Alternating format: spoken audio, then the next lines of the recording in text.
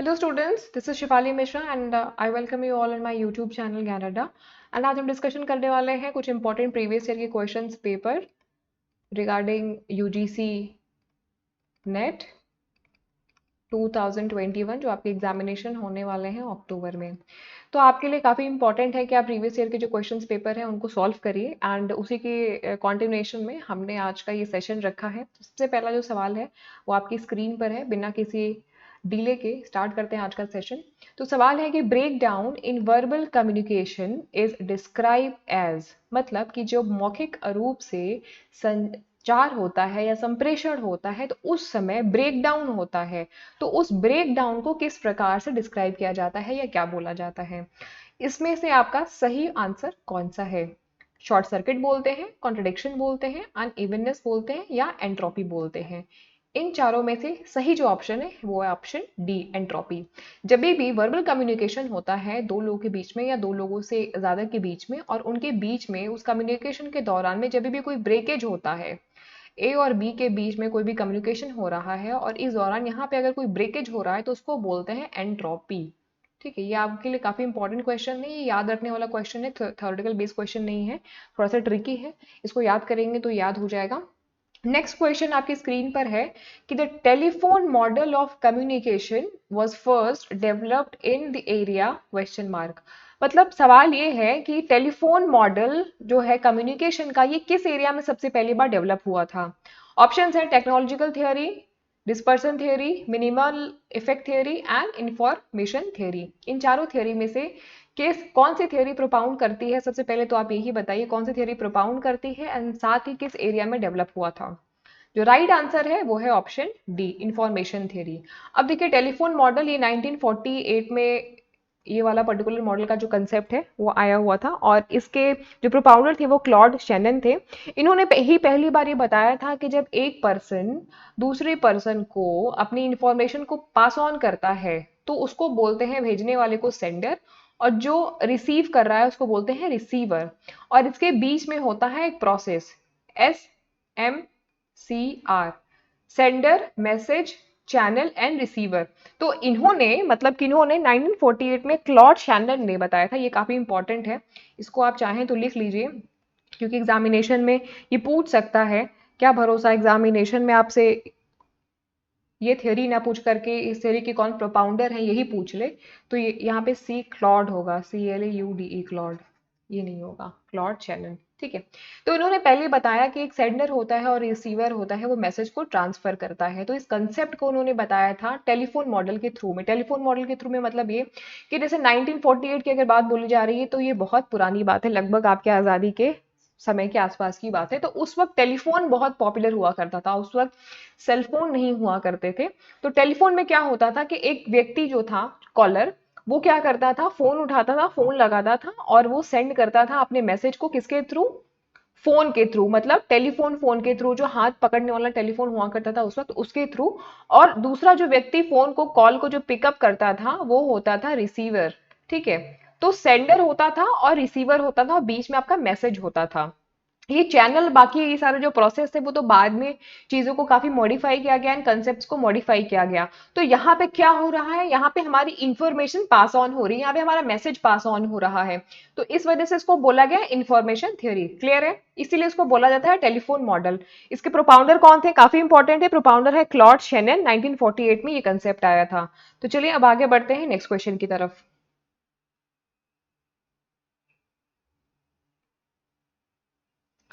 Next question है आपका कि दादा साहेब जो फाल्के अवार्ड है वो 2013 में किसको दिया गया था। देखिए ये हमारे लिए इंपॉर्टेंट क्वेश्चन नहीं है क्योंकि ये 2013 का क्वेश्चन है, ये हमारे लिए इतना इंपॉर्टेंट नहीं है। हालांकि इसका जो आंसर है वो राइट आंसर डी है, गुलजार जी हैं। अब आप ये 2021 में देख सकते हैं कि 2021 में कुछ अवार्ड्स जो दिए गए थे, जैसे दादा साहेब फाल्के अवार्ड हो गया या जो बड़े बड़े अवार्ड्स हैं, ठीक है, भारत रत्न या और भी बहुत सारे जो अवार्ड हैं वो किनको किनको दिया गया हुआ है। अभी हाल ही में आशा भोसले जी को एक बहुत बड़ा अवार्ड दिया गया था, वो अवार्ड क्या था वो आप मुझे कमेंट सेक्शन में लिख करके बताएंगे। नेक्स्ट क्वेश्चन है फोर्थ का क्या है? Photographs are not easy to, मतलब कि जो छाया चित्र होते हैं उनको क्या करना आसान नहीं होता। सबसे पहला ऑप्शन है पब्लिश, दूसरा ऑप्शन है सिक्योर, तीसरा ऑप्शन है डिकोड, चौथा ऑप्शन है चेंज। अब देखिए अब इसको आप बिल्कुल अपने से रिलेट करके समझने का प्रयास करें कि जो फोटोग्राफ है, मतलब कि जो छायाचित्र होती है, जो हम लोग फोटोग्राफ खींचते हैं, क्या उसको पब्लिश करना आसान नहीं है? हम बहुत ही आसानी से उसको किसी भी प्लेटफॉर्म पे पब्लिश कर सकते हैं, पोस्ट कर सकते हैं। क्या उसकी सिक्योरिटी आसान नहीं है? आजकल तो लॉक कोड मोबाइल फोन में इतने सब कुछ आ चुके हैं कि लॉक कोड कर दिया, उसको सिक्योर कर दिया। आपकी फेसबुक की प्रोफाइल भी आज की डेट में कोई आपके बिना मर्जी के उसको देख नहीं सकता, तो कहीं ना कहीं हम उसको सिक्योर कर सकते हैं।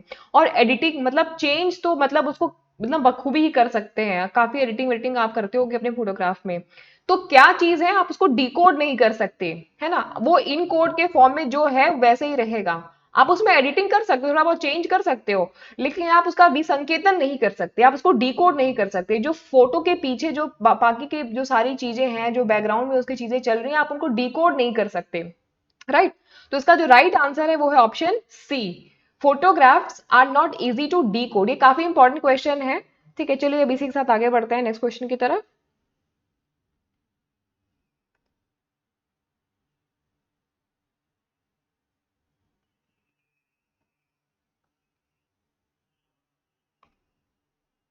नेक्स्ट क्वेश्चन है आपका कि the grains that appear on a television set when operated are also referred as what? जब भी आप देखते होंगे कि पुराने जमाने में, अभी तो नहीं बट अभी भी होता है, बट कभी कभी होता है, रेयरली अब होता है क्योंकि अब तो स्मार्ट टीवी आ चुके हैं। तो पहले के टाइम में जो टेलीविजन होता था, जब उसको स्टार्ट करो, स्पेशली सोनी और जो ओनिडा के जो टीवी होते थे ना पहले के टाइम में, है ना, उनमें ऐसा होता था। मतलब मैंने तो देखा है, पता नहीं आपने देखा है कि नहीं, कि जब वो शुरू होता था तो चैनल का जो कनेक्शन होता था, जब वो आता नहीं था तो वो पूरा एकदम डॉट डॉट डॉट डॉट जैसा बना हुआ स्टार्टिंग में आ जाता था। उसकी आवाज ही सुन के बहुत इरिटेशन होता था। तो वही पूछा है कि ये जो ग्रेन जैसा दिखने वाला जो होता था, ये जो टेलीविजन में अपेयर होता था जब भी आप टीवी को ऑन करते थे, तो उसको क्या बोलते हैं? जो छोटे छोटे स्मॉल स्मॉल पार्टिकल्स जो दिखाई देते थे, स्मॉल स्मॉल पार्टिकल्स, उसको क्या बोलते हैं? तो इसमें ऑप्शन दिया हुआ है, स्पार्क्स बोलते हैं उसको, या ग्रीन डॉट बोलते हैं, रेन ड्रॉप बोलते हैं, या स्नो बोलते हैं। इन चारों में से क्या बोलते हैं? देखो, वो डॉट बिल्कुल ग्रीन तो नहीं होता था कि क्योंकि वो ब्लैक कलर की स्क्रीन पे व्हाइट व्हाइट कलर के डॉट सारे होते थे, ठीक है। तो वो बारिश की बूंदों के भी जैसा नहीं होता था। हाँ, हालांकि बारिश जब होती थी बाहर तो ये मतलब ऐसा कनेक्शन लॉस्ट हो जाता था, इस वजह से वो होता था। बट रेन ड्रॉप के जैसा तो वो बिल्कुल नहीं होता था। स्पार्क के भी जैसा नहीं होता था। स्पार्क का मतलब ये कि जब दो चीज आपस में टकराती है तो चिंगारी ऐसा कुछ निकलता है, तो ऐसा चिंगारी भी कुछ नहीं निकलता था। हाँ, लेकिन अगर आप उसको कलेक्टिवली देखोगे ना, ढेर सारे dot dot dots dot dots, तो वो स्नो के जैसा जरूर दिखता था। मतलब हम कह सकते हैं कि वो स्नो था। तो वही चीज है कि वो ग्रेन्स जो थे अपेयर होते हैं टेलीविजन को जब भी हम सेट ऑन करते हैं, तो उसको क्या बोलते हैं? उसको बोलते हैं स्नो। नेक्स्ट है आपका कि नेक्स्ट क्वेश्चन है कि इन सर्कुलर कम्युनिकेशन मतलब कि ये इस तरीके का कम्युनिकेशन हो रहा है, मतलब कि आपका ये रिवर्स पे कम्युनिकेशन हो रहा है इस तरीके का। In circular communication the encoders become a decoder, मतलब जो इनकोडर है वो डीकोडर बन जाता है। जो मैसेज को सेंड कर रहा है, मतलब जो सेंडर है, वो कहीं ना कहीं डीकोडर बन जाता है, और रिसीवर जो है वो इनकोडर बन जाता है। वेन देयर इज मतलब किस सिचुएशन में ऐसा होता है कि जो सेंडर है वो डीकोडर बन जाता है और जो रिसीवर है वो कहीं ना कहीं इनकोडर बन जाता है? ये किस सिचुएशन में ऐसा होता है? थोड़ा सा दिमाग लगाए, बहुत ही आसान सा सवाल है ये। इतने सारे इजी इजी क्वेश्चन है पेपर 1 के, एंड मुझे नहीं लगता कि आपको ये सारे क्वेश्चन छोड़ने की जरूरत है। थोड़ा सा इसमें आप दिमाग लगाएंगे तो आप इसका आंसर दे पाएंगे। फटाफट से इसका आंसर दीजिए कि सर्कुलर कम्युनिकेशन में जो इनकोडर है वो डीकोडर बन जाता है किस स्थिति में, किस सिचुएशन में? इसका राइट आंसर है ऑप्शन डी, फीडबैक में। अब ये कैसे होगा? सर्कुलर कम्युनिकेशन का मतलब क्या हुआ, पहले तो ये समझे हम। Hold on.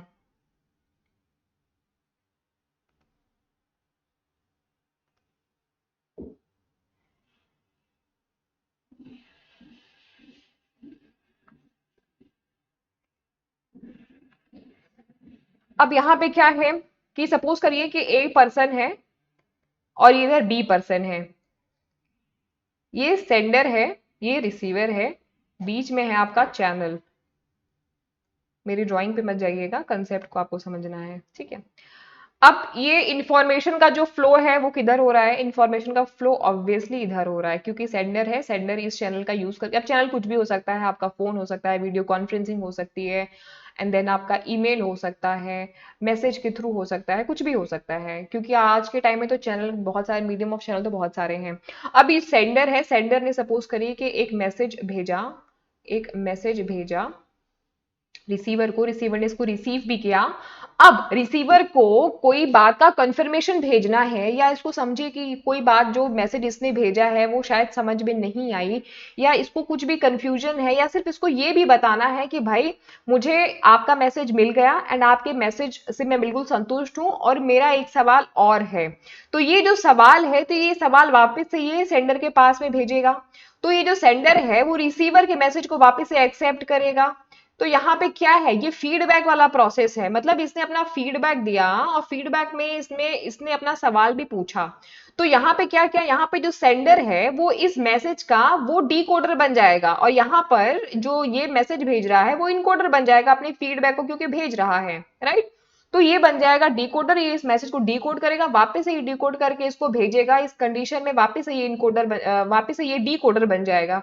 तो इस प्रकार से इनकोडर और डिकोडर होगा। तो ये जो पूरी प्रक्रिया है, ये पूरी प्रक्रिया जो है वो आपकी सर्कुलर कम्युनिकेशन की प्रक्रिया है, और सर्कुलर कम्युनिकेशन की ही प्रक्रिया में जो है आपका इस प्रकार से सवाल के जवाब दिए जाते हैं और लिए जाते हैं, और फीडबैक का भी रिस्पॉन्ड किया जाता है। इस वजह से इसका जो आपका राइट आंसर है वो हो जाएगा डी। तो सर्कुलर कम्युनिकेशन में जो इनकोडर है वो आपके डी कोडर भी बन जाते हैं फीडबैक वाली कंडीशन में। ठीक है, चलिए अब नेक्स्ट सवाल, नेक्स्ट क्वेश्चन की तरफ आगे बढ़ते हैं।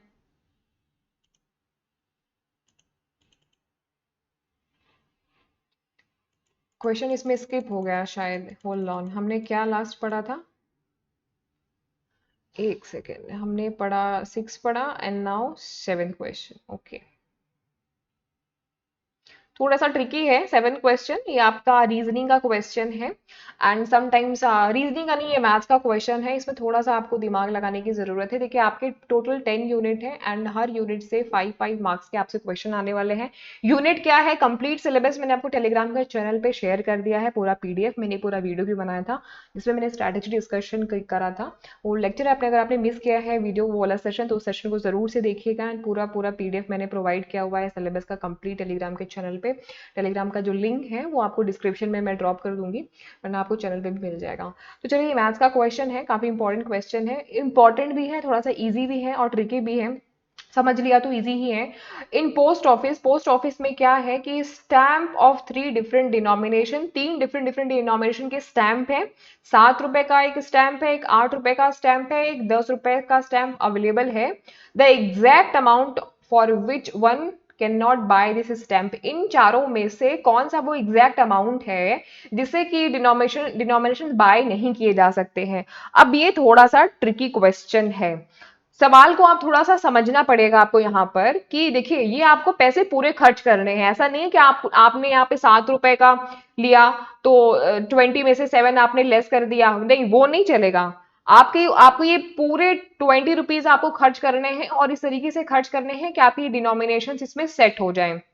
तो देखिए आपके, अब भले ही आप इस डिनोमिनेशन में आप 1 स्टैंप लीजिए, 2 स्टैंप लीजिए, 3 स्टैंप लीजिए, या कम डिनोमिनेशन के ही आप 4 या 5 स्टैंप ले लीजिए, डजेंट मैटर, लेकिन आपके ये पैसे पूरे यूटिलाइज होने चाहिए, क्योंकि यहाँ पे लिखा है एग्जैक्ट अमाउंट, ये अमाउंट एग्जैक्ट है, इसलिए आपको क्वेश्चन पे थोड़ा सा ध्यान देना पड़ेगा, नहीं तो आप हिंदी वाले क्वेश्चन भी आप पूछ सकते हैं।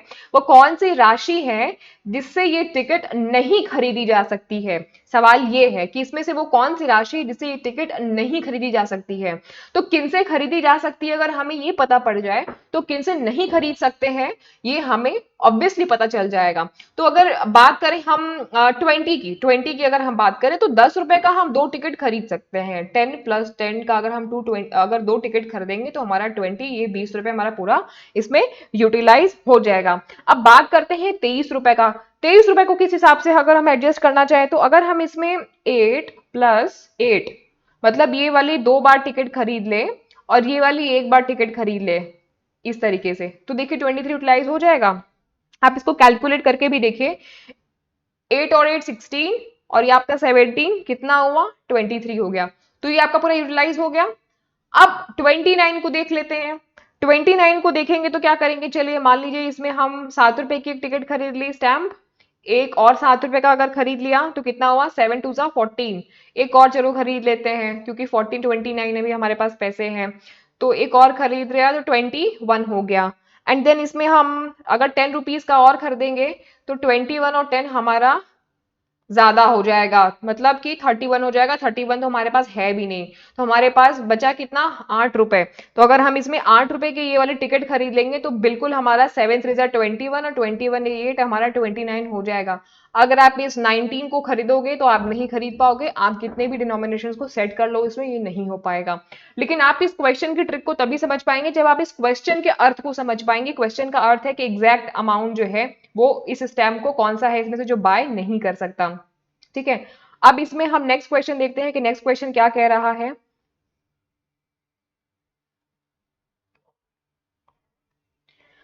नेक्स्ट है आपका ये रीजनिंग का एक सवाल है आपकी स्क्रीन पर। रीजनिंग का सवाल में क्या लिखा हुआ कि इन सर्टेन कोडिंग, कोडिंग का सवाल आ गया, ये रीजनिंग का क्वेश्चन है।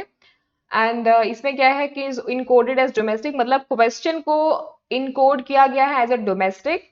एंड पूछा है कि रिस्पॉन्स का जो कोड है वो क्या होगा। तो आपको इसको इसको सॉल्व करने का क्या ट्रिक है, इसको सॉल्व करने का यही ट्रिक है कि अपने क्वेश्चन पेपर पे देखिए, आपको आप अगर आप सीबीटी मोड में भी पेपर दे रहे हैं तो आपको कोई फर्क नहीं पड़ता, एक आपको वहां पे देंगे सैंपल पेपर, सैंपल पेपर नहीं ब्लैंक पेपर देंगे, वहां पे आप इन तरीके के क्वेश्चंस को सॉल्व कर सकते हैं, तो घबराने की जरूरत नहीं है। क्वेश्चन का इन्होंने डिकोडिंग दिया हुआ है। क्वेश्चन का डिकोडिंग क्या है, डोमेस्टिक, DOMESTIC, एंड रिस्पॉन्स का पूछा है कि इसमें से क्या है। रिस्पॉन्स का हमसे पूछ लिया कि इसमें से क्या है। देखिए एक चीज तो क्लियर है कि ओ और एम और ई ये तीन सब में क्लियर है, और एस भी, ये चीज ठीक है, इतना तो सब में क्लियर है। तो स्टार्टिंग का तो ओ एम ई एस ही होगा, एंड लास्ट का भी देखो एम सब में क्लियर है, तो लास्ट का जो है वो भी एम ही होगा। अब देखो यहाँ पे करा क्या है इन्होंने, इन्होंने आर का ओ मिल गया। देखो इसमें आर है, इसमें आर कहीं नहीं है और इसमें पी कहीं नहीं है। इसमें ई की कोडिंग दी हुई है इन्होंने ऑलरेडी करके, ई का कोडिंग एम है तो ई का कोडिंग एम देखो यहाँ पे मिल गया। ये हमने खुद से नहीं किया, ये हमने यहाँ पे जो एलिमिनेशन मेथड बोल सकते हो या बोल सकते हो कि जिन्होंने आंसर दिया उसमें से हमने ट्रिक निकाली है, राइट। तो ये काफी इंपॉर्टेंट है और एग्जामिनेशन में समय को बचाने के लिए काफी अच्छे तरीके से काम करता है। बहुत ज्यादा दिमाग नहीं, देखिए इस तरह के क्वेश्चन होता है, आंसर आपके सामने होता है, बहुत ज्यादा दिमाग लगाने वाले सवाल नहीं होते, बहुत ही आसान सवाल होते हैं। एस की कोडिंग क्या है, आप देखिए इसमें एस की कोडिंग क्या है, एस को ई की तरह रिप्रेजेंट किया गया हुआ है। ओ को कैसे रिप्रेजेंट किया गया हुआ है, अब ओ को ये समझे, अगर हम यहाँ पे आई लिख देते हैं तो यहाँ पे ओ बन जाएगा। एन की कोडिंग यहाँ पे सी है तो सी बन जाएगा, अगेन एस की कोडिंग ई है तो ई बन जाएगा। आप देखिए कि ये हमारे क्या ये मैच कर रहा है, तो ओ एम ई तो हमारा पहले ही मैच कर रहा था और एस भी मैच कर रहा था, क्योंकि ये वाला कोडिंग तो हमें कहीं ना कहीं यहीं से ही मिल गया था, है ना। बाकी आई सी ई एम देखिए सी वाला मैच कर रहा है हमारा, तो राइट आंसर क्या हो गया हमारा, सी हो गया। तो कुछ इस तरीके से आपको ट्रिकी वाले क्वेश्चन जो है एग्जामिनेशन में करने पड़ सकते हैं। थोड़ा सा इसमें आपको दिमाग लगाने की जरूरत है, और मुझे लगता है कि अगर आप थोड़ा सा इसमें अगर आप थोड़ा सा फोकस करोगे, और बहुत ही आसान है ये, बहुत मुश्किल सवाल नहीं है, सारे सवाल इनको करना बहुत आसान है, क्योंकि हम लोग सारा डिस्कशन कर रहे हैं तो इस वजह से थोड़ा सा टाइम लग रहा है इसमें, बट ये है बहुत सारी इजी। नेक्स्ट क्वेश्चन है आपका क्वेश्चन नंबर 9। 10 क्वेश्चन आज हम करेंगे, नेक्स्ट सेशन में हम इसके बाकी के 10 क्वेश्चन करेंगे, ठीक है। तो सीरीज का क्वेश्चन है, अगेन सीरीज का क्वेश्चन है मतलब मैथ्स का आ गया क्वेश्चन, एंड सॉरी ये सीरीज का क्वेश्चन है तो ये आपका रीजनिंग है, नंबर सीरीज एंड आपके जो अल्फाबेटिकल सीरीज होते हैं, ये रीजनिंग का क्वेश्चन है, मैथ का क्वेश्चन नहीं, आई एम सो सॉरी। ठीक है, तो इसमें क्या सवाल है कि 4 5 8 13 14 17 एंड 21 आगे का पैटर्न पूछा है कि इसमें से क्या है। क्वेश्चन को ध्यान से पढ़िएगा, which one of the following is not a term of the series, इन चारों में से कौन सा ऐसा वो टर्म है जो इस सीरीज का हिस्सा नहीं है। स्टूडेंट्स यहाँ पे आपको कंफ्यूज करने के लिए लास्ट में इन्होंने इस तरीके का ट्रिक लगा दिया हुआ है कि ताकि बच्चे कंफ्यूज हो जाएं, उनको आंसर ही ना मिले, या तो क्वेश्चन ही छूट जाए उनका, या उनका टाइम इसमें बहुत ज्यादा चला जाए और जो बाकी के इजी सवाल है उन पे वो फोकस ना कर पाए। तो इसलिए इन सारे क्वेश्चंस पे, इन सारे सवालों पे आपको बहुत अच्छी तरीके से क्वेश्चन को पढ़ना है। कोई भी क्वेश्चन एक बार आपको ना समझ में आए तो हिंदी वाला जरूर पढ़ लीजिए। अब इसको थोड़ा सा सॉल्व करिए, आप अपना थोड़ा दिमाग लगाइए कि इसको किस प्रकार से हम सॉल्व कर सकते हैं, यहाँ पे क्या चीजें हैं, क्या पैटर्न चल रहा है। अगर आप थोड़ा ध्यान से देखें तो ये 4 है, 4 के बाद यहाँ पे 5 आ जा रहा है, मतलब यहाँ पे +1 हो रहा है। 5 के बाद यहाँ पे 8 आ जा रहा है, +3 हो रहा है। 5 6 7 8 एंड 8 में अगर हम 5 को प्लस कर दें तो 13 हो जा रहा है। क्योंकि 13 है तो 13 के बाद एक नॉर्मल जो नंबर है वो 14 इन्होंने लिया हुआ है। 14 में अगर हम 1 को प्लस कर दें, सॉरी यहाँ पे 13 में अगर हम 1 को प्लस कर दें, मतलब 13 के बाद में इन्होंने वापस से इसी सीरीज को फॉलो किया है। 13 में अगर हम 1 को प्लस कर दें तो 14 आ जाएगा। 14 में अगर हम अगेन 3 को प्लस कर दें तो 17 आ जाएगा। 14 15 16 17 एंड 17 में अगर हम 5 को प्लस कर दें देन अगेन हमारा 22 आ जाएगा। अब ये समझ में आया यहाँ पे क्या हो रहा है, 1 3 5 की सीरीज से चल रहा है, देन अगेन 1 3 5 की सीरीज से चल रहा है। तो यहाँ पे अब क्या होगा, यहाँ पे 22 में अगर 1 को प्लस करेंगे तो क्या आएगा, 23 आएगा। देन 23 में हमें क्या करना है, 3 को प्लस करना है, तो यहाँ पे क्या आएगा, 23 24 25 एंड 26 आना चाहिए। देन 26 में अगर हम 5 को प्लस कर देंगे तो क्या आना चाहिए, 26 27 28 29 30 एंड 31 आना चाहिए। 31 के बाद में हमारी नेक्स्ट सीरीज क्या हो जाएगी, क्योंकि 31 में हमें 1 को प्लस करना है, तुम्हारी नेक्स्ट सीरीज हो जाएगी 32। अब होल्ड ऑन, यहाँ पे आपको देख के चलना है कि मैक्सिमम नंबर क्या है। मैक्सिमम है 35, तो हमें मैक्सिमम 35 या 36 या 37 के अराउंड तक जाना है, उससे ज्यादा नहीं जाना है। 31 यहाँ पे हमने 1 प्लस किया तो 32 आ गया। अब हम इसमें 3 को प्लस कर देंगे, क्योंकि एक जो सीरीज चल रही है 135 की चल रही है, 32 30 32 33 34 एंड 35 आ जाएगा। 35 तक हम पहुंच चुके हैं। अब देखना यह है कि इन सीरीज में से कौन सा वो नंबर है जो हमारी इस सीरीज से मैच नहीं कर रहा है। तो 35 तो मैच कर रहा है, इसलिए ये बिल्कुल भी नहीं होगा। 32 भी मैच कर रहा है, इसलिए ये भी नहीं होगा। एंड 31 भी मैच कर रहा है, इसलिए ये नहीं होगा। तो क्या मैच नहीं कर रहा है, ऑप्शन सी 33 मैच नहीं कर रहा है। तो हमारा राइट आंसर ये हो गया। ठीक है, नेक्स्ट क्वेश्चन है आपका, complete the series BBFEIIMML and PP। इस सीरीज को आपको कंप्लीट करना है। थोड़ा सा इसमें भी आप दिमाग लगाएं, ये भी रीजनिंग का सवाल है। ये आपका अल्फाबेटिकल सीरीज है, ये आपका नंबर सीरीज था।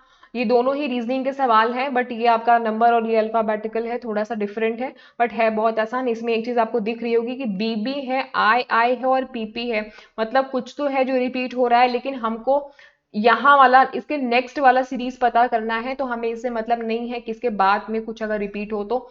यहाँ पे देखिए एफ और ई है और नेक्स्ट इसमें एम एल है। तो अगर हम ए से लेकर के जेड तक का अगर हम यहाँ पे लिखें और ध्यान से देखें तो क्या होगा कि यहाँ पे ई और एफ को अपोजिट कर दिया है, मतलब ABCDEF आता है ना, यहाँ पे LM आता है।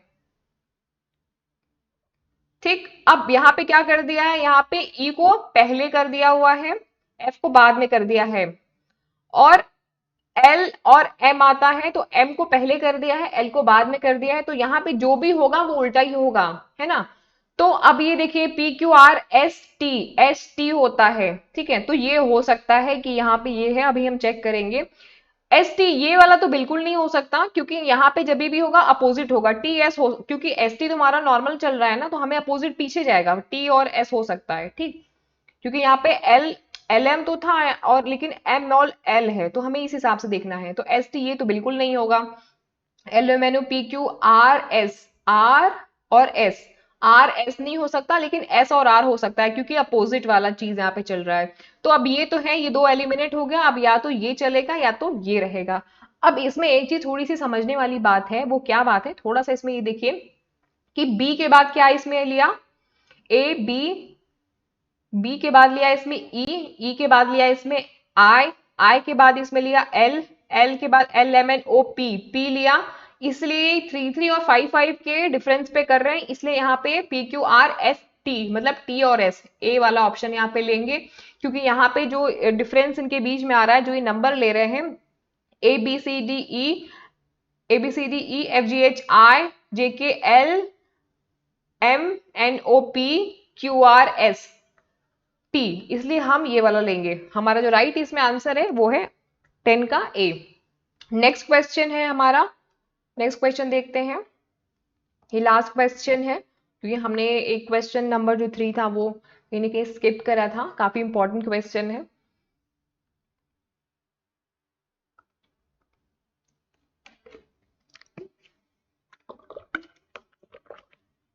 इस क्वेश्चन को थोड़ा सा हम समझेंगे। क्वेश्चन में क्या लिखा है, समझते भी चलेंगे और करते भी चलेंगे, दोनों साथ में ही करेंगे।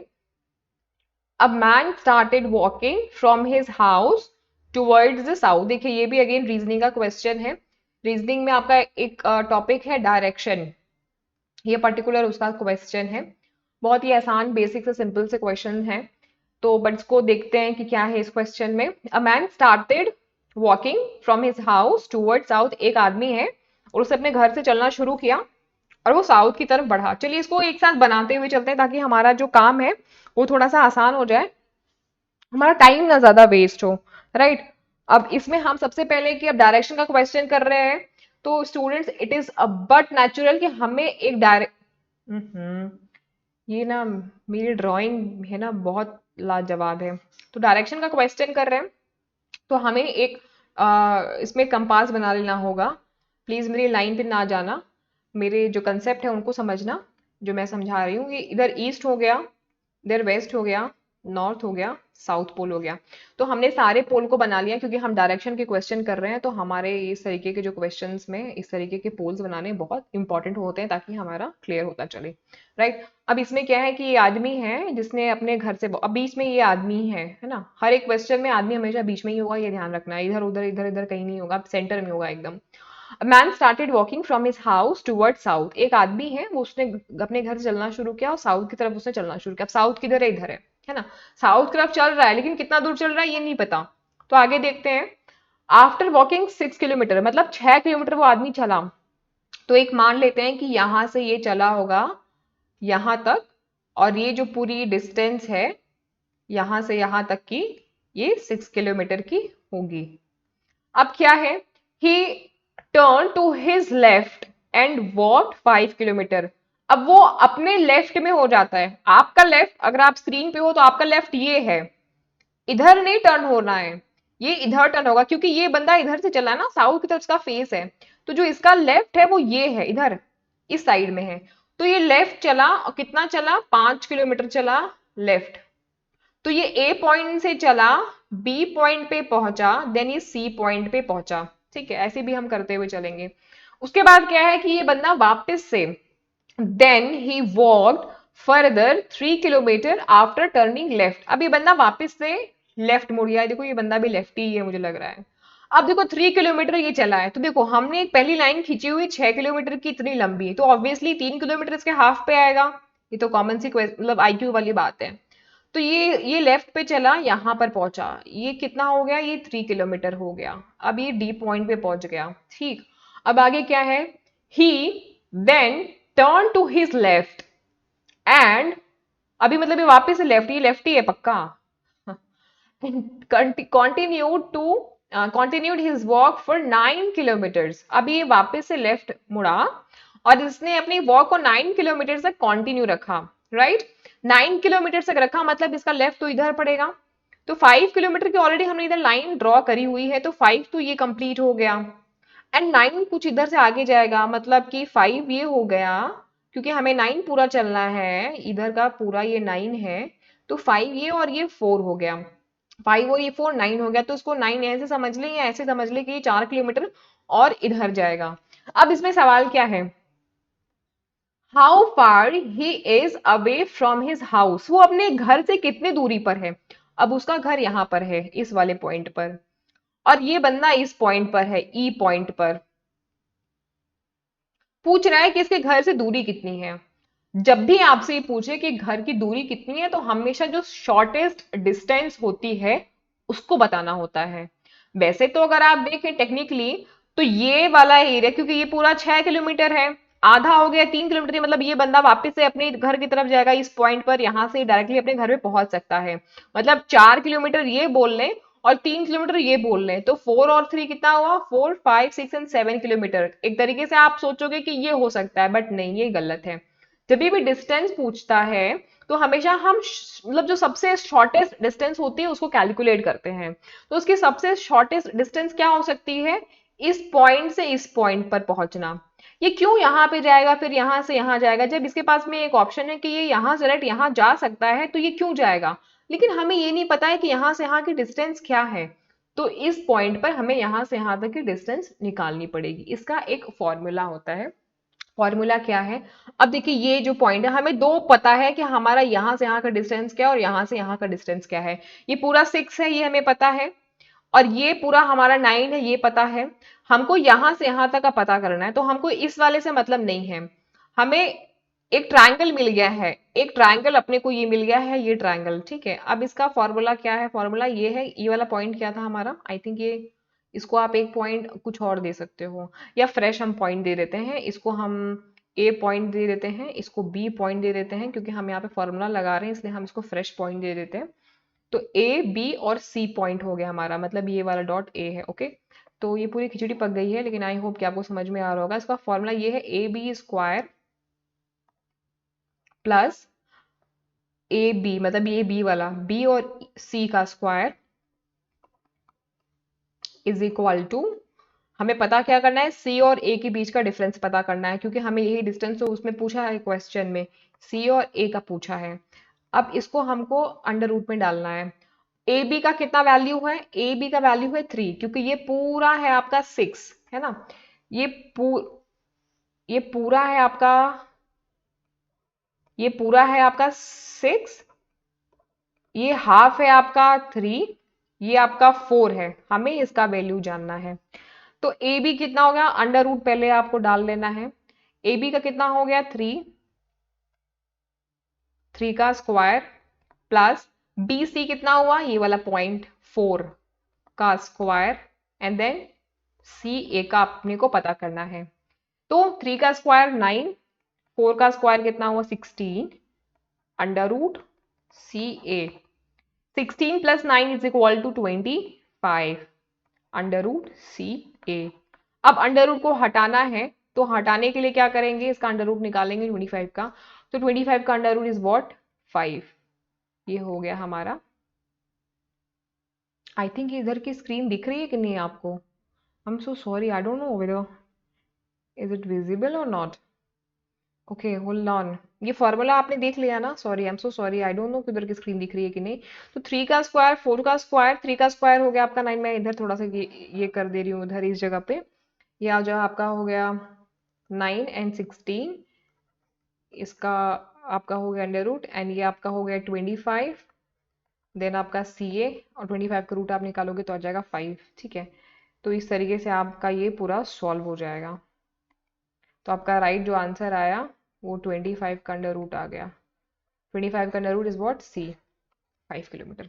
तो इस तरीके के क्वेश्चन करने हैं, लेकिन हर बार इस तरीके के क्वेश्चन नहीं आते। कई बार तो आपसे बहुत ही आसान से क्वेश्चन पूछ लेते हैं, जैसे डायरेक्शन का पूछ दिया कि एक आदमी है जो साउथ चला, इतना 6 किलोमीटर चला, फिर उसके बाद में वो नॉर्थ चला और 3 किलोमीटर चला, और पूछ लिया कि ये, मतलब इसका जो फेस है, मतलब ये फेस अपने घर की तरफ से अगर ये देख रहा है तो ये कौन से डायरेक्शन में इसका फेस है। तो इसका फेस जो है वो कहीं ना कहीं इस और इस डायरेक्शन के बीच में है। तो इधर ईस्ट है, इधर वेस्ट है, इधर नॉर्थ है, इधर साउथ है। तो उसका जो फेस है वो कौन से डायरेक्शन में है? वो बिल्कुल इधर फेस कर रहा है, मतलब ये आपका नॉर्थ वेस्ट में फेस कर रहा है ना, इनके बीच में एकदम फेस कर रहा है। तो इस तरीके से सवाल भी पूछते हैं, अगर ये अपना इधर फेस कर रहा है तो, है ना। तो ये अगर अपने घर की तरफ देख रहा है तो, है ना। कई बार अलग तरीके के सवाल होते हैं। तो डायरेक्शन बेस्ड भी होता है, फेस बेस्ड भी क्वेश्चन पूछ लेते हैं। अभी तो हम आगे बहुत सारे क्वेश्चन इसमें डिस्कशन करेंगे। अभी तो हमने सिर्फ 11 क्वेश्चन ही पढ़ा है इसमें, टोटल 50 क्वेश्चन है। तो अभी तो हमारे बहुत सारे क्वेश्चन बचे हुए हैं, लगभग 30-31 क्वेश्चन बचे हुए हैं।